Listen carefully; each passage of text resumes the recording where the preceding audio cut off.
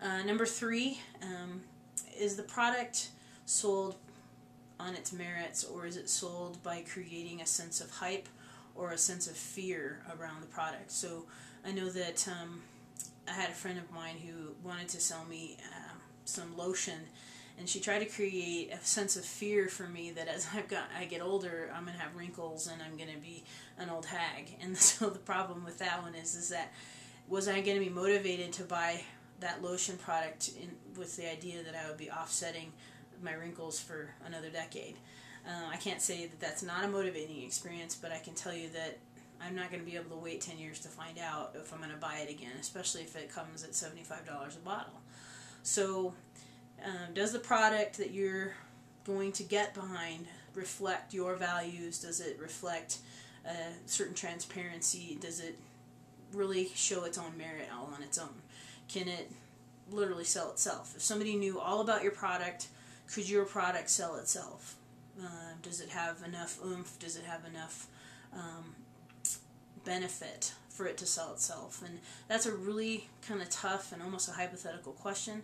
But if you really look at it and you really know and understand what the product is before you get into a business, it's imperative that you can you really believe in it. You have to get behind it. You have to know that it reflects on you personally.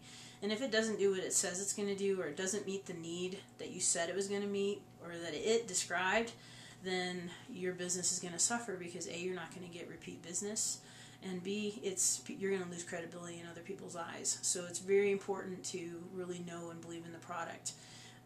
If you get into a business and you do choose one and you haven't ordered the product or you haven't experienced the product yourself, then you're doing yourself a disservice, because you really need to know and feel what it is about that product that will appeal to others.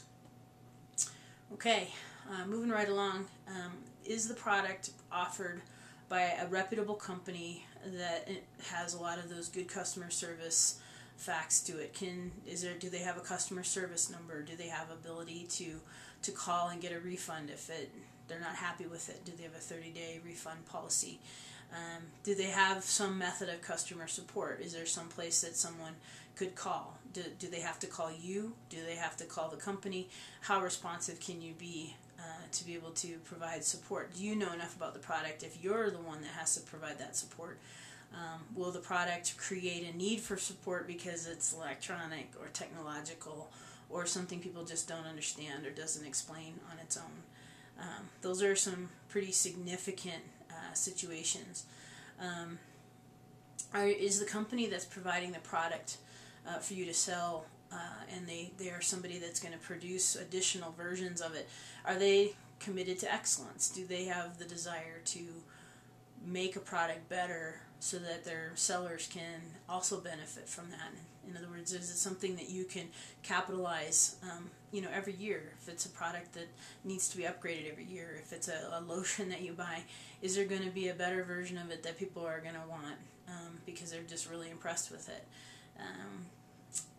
When you get behind a product, you want to be able to get behind the company that's producing it as well. And I don't mean that in the sense that you just blindly follow, but that you have a prudent sense of, their commitment. Are they ethical? Do they do what they say they're going to do for their consultants or independent contractors? Anyway, number 5, do you make a reasonable profit or commission on the sale? Okay, and like we talked about, pretty much online marketing is about selling a product of some sort, even though they take a variety of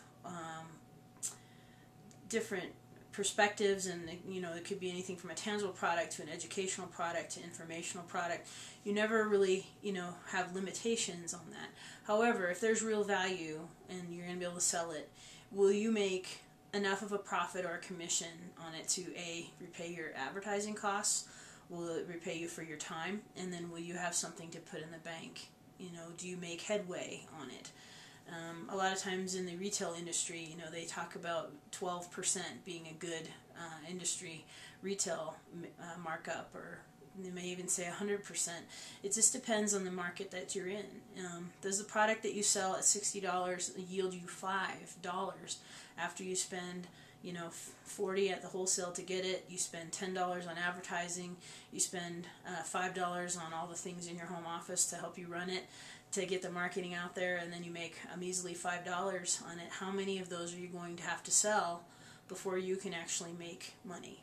Okay, that's a really important piece of it, and you have to really be willing to be honest with yourself, because I know that the companies that may be trying to lure you in or explain to you what they're doing, they're going to have compensation plan programs, and they're going to have videos and things to show you, and I encourage them to do that. Okay, but when you listen with that understanding that this is about you, not them.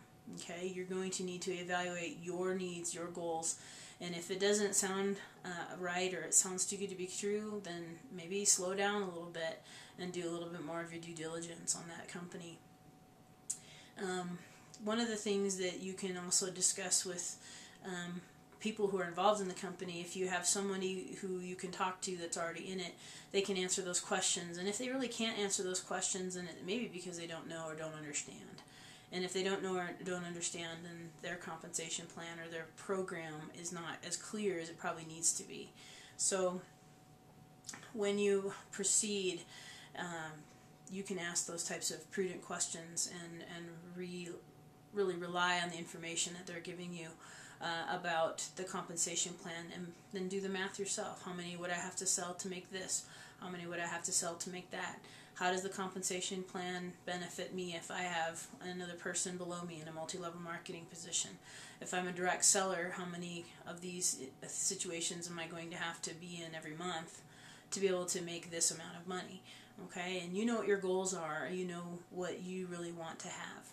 All right, so when you take these 5 areas that discuss your product and evaluate your product, if you have each of these 5 sections, and I'll list them again, is your product what people need? Is your product something that they'll want to buy again? Is the product sold on its own merits and not by hype or fear? Is it offered by a reputable company with good customer support and return policy? And lastly, do you make a good profit or commission on that item? If those 5 things are palatable for you and they meet your expectations, then it's time to move forward. And the reason I say that is because I come from a family of people who overanalyze. And if you overanalyze and you get analysis paralysis, they call it, you constantly are analyzing your decision, and then when you make the decision, you second guess it, and then you analyze it some more, and you never end up going to a point where you're taking action, you're making a decision. Okay?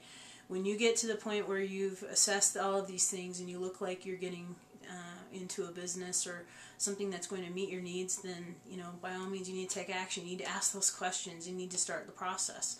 I'm not saying you jump in without thinking. I'm not saying that you take the first thing that comes along, but who knows where your opportunity is going to come from. So in the next video, we're going to talk about some of the issues around internet marketing and internet marketing education. How do you go about getting the type of education that you need to be successful on the internet based on some of the things that we've talked about so far. And so join me for day 4. It'll be in your email box when you check it this time tomorrow. And I'm glad that you've been able to hang with me so far. If you have any additional questions, you're probably already getting my email address in your email. Feel free to email me any questions you might have. I'd be happy to interact with you on this, and also gives me additional ideas for future training. So with that, I'll see you tomorrow. Have